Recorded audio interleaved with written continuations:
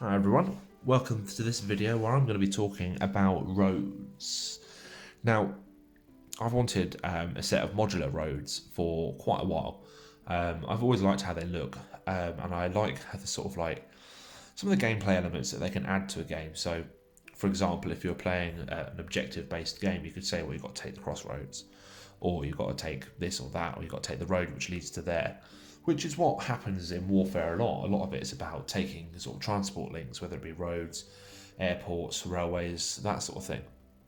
So I wanted something that would fit into kind of like Lord of the Rings and also Baron's War.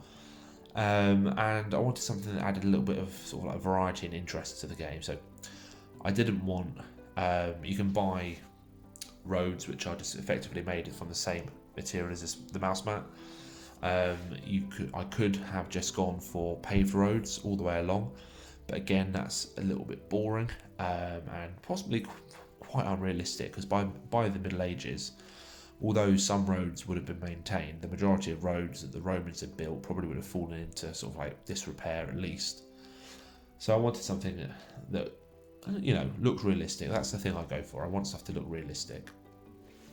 So I started off, first of all, by getting some pieces of Foamex. Now this stuff I bang on about all the time. It's not foam board, so it's not two pieces of paper sandwiched on a piece of foam. This is solid. You can cut it, you can draw on it, you can scratch into it to sculpt stuff if you want to. I saw that Mel Bose, the train tutor, was talking about that recently, something I've never really considered. You can sand it, you can shape it with a standing knife. It's great stuff.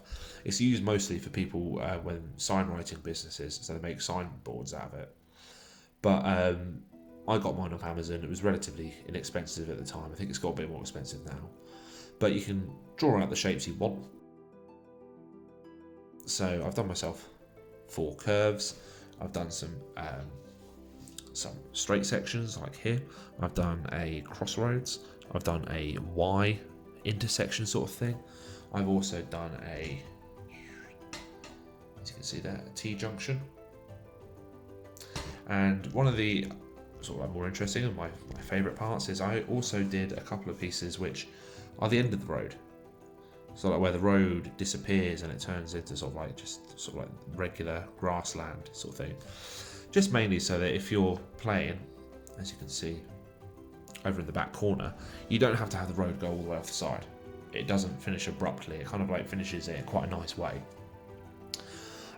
So after I shaped all of the Foamex, I did give it a sand with some very rough sandpaper, because the Foamex itself is quite shiny and I needed to make sure that the next step would adhere to it.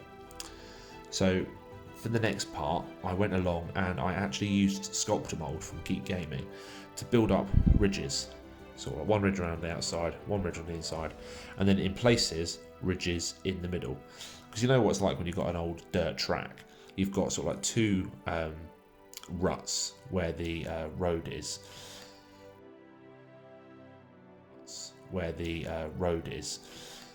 Mostly where you've sort of like car track or cartwheels or something have worn away. So like if you were to look at it like that, you can kind of see where I'm going at. But I didn't want it to get too large because I don't want things, and it is actually happening. It's quite difficult, as you can see here, to balance some minis on it, which can be a bit of a pain. Him over the back there, he's falling over. So yeah, I kind of might have gone a bit too high, but it works well. After that, I covered it in sand and painted it and dry brushed it. I then went along with some Geek Gaming foam flocks. After the foam flocks, I went over with some short static grass, sort of like here. I think this is 2 mil, 3 mil, 2 mil I think. I then went over with some 4 mil longer grass, and then I went over again with 4 mil darker grass, just to sort of like build up a variation in the actual grass itself, because grass is never one colour. So yeah, and all the way through I have been spraying this like a madman with matte sealant.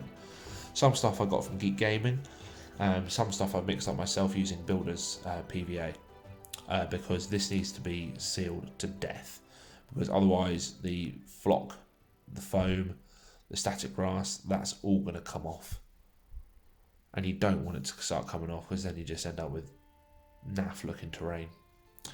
But yeah, I think it adds a really interesting element to the board. It's something different. It's more realistic as well. And yeah, I like it. It was also, for me, a practice ahead of doing any rivers. Now, I'd use a very similar method, only I would probably build the banks up a little bit more. Probably reinforce them with some extra strips of foam board, just to make sure that when I pour the resin in, it will be neat and it won't come flying out. So this is my video on roads. I hope it's been useful. There's been some great videos made by other YouTubers on how they make roads and everything like that, and part of me wishes I had sat down and actually recorded the process, but didn't think of it at the time. So thanks for watching. Hope this has been useful, and I'll catch you all whenever I get around to making another video. Bye everyone.